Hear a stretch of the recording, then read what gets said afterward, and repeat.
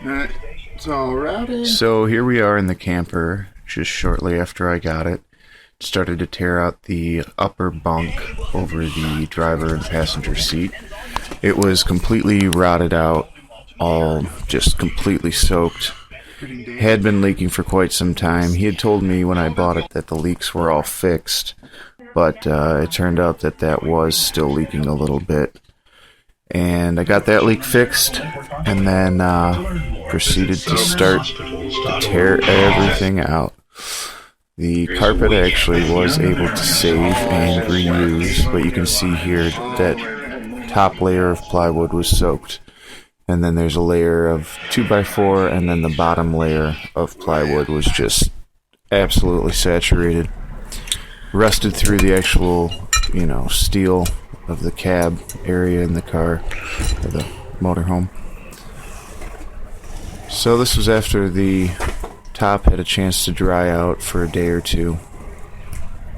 Pull back the carpet, and you can see how much water damage there was. And as I pull off the plywood layer, you can see how everything's just soaked. Those 2x4s, there's just not a whole lot there structurally.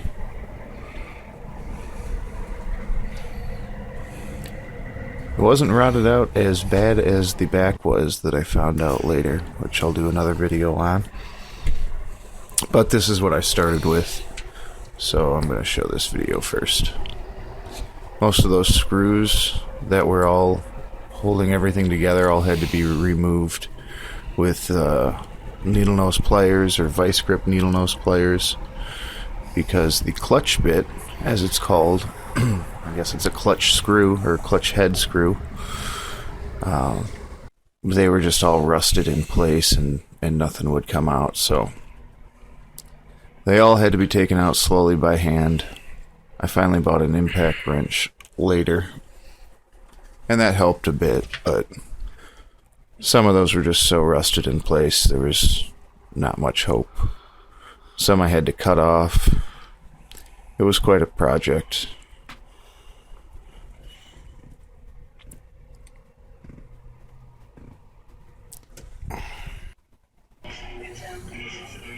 So now,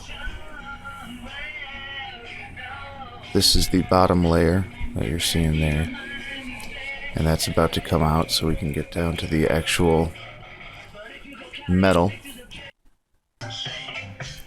I do believe that's all aluminum.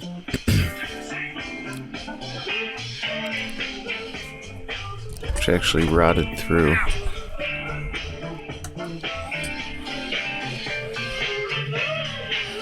And it's just soaked.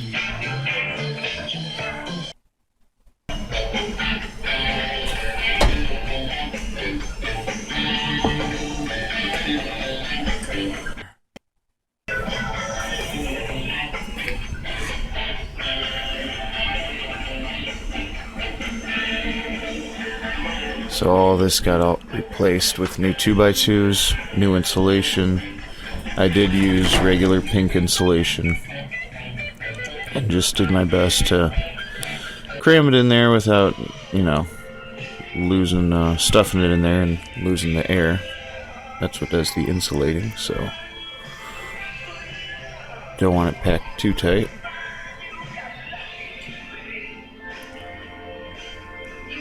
This is after everything's pulled up and I'm about to start rebuilding everything.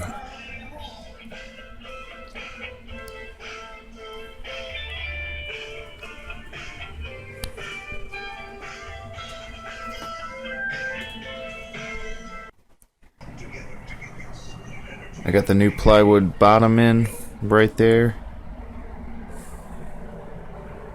and replaced the 2x2 on that side. Liquid nails it in place, and that's it for now.